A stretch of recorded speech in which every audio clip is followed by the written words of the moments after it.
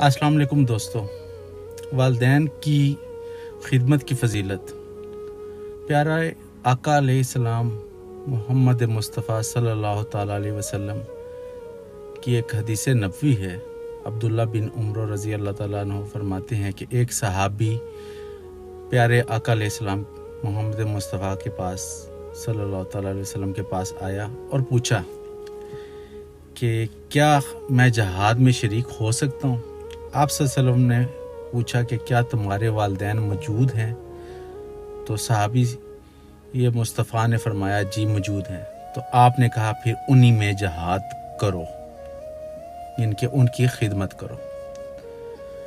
इसी तरह एक और हदीस नबवी मोहम्मद मुस्तफ़ा सल्लल्लाहु अलैहि वसल्लम की है कि वालिदैन का जो फरमान होगा उसका क्या होगा।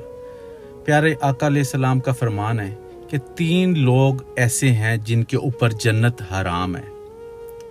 वो 3 लोग कौन से हैं?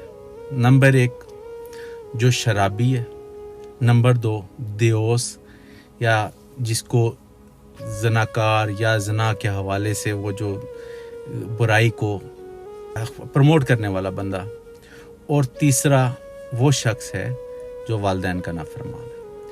आप इस दोनों अहादीस के हवाले से अंदाज़ा लगाएं कि जो वालिदैन का नाफरमान है उसके ऊपर जन्नत हराम कर देगी, और जो वालिदैन जिसके हयात हैं मौजूद हैं और उसको कहा कि जहाद से पहले उनकी खिदमत करो। इनकी सबसे अफजल जो नेकी है उससे भी अफजल नेकी वालिदैन की खिदमत है।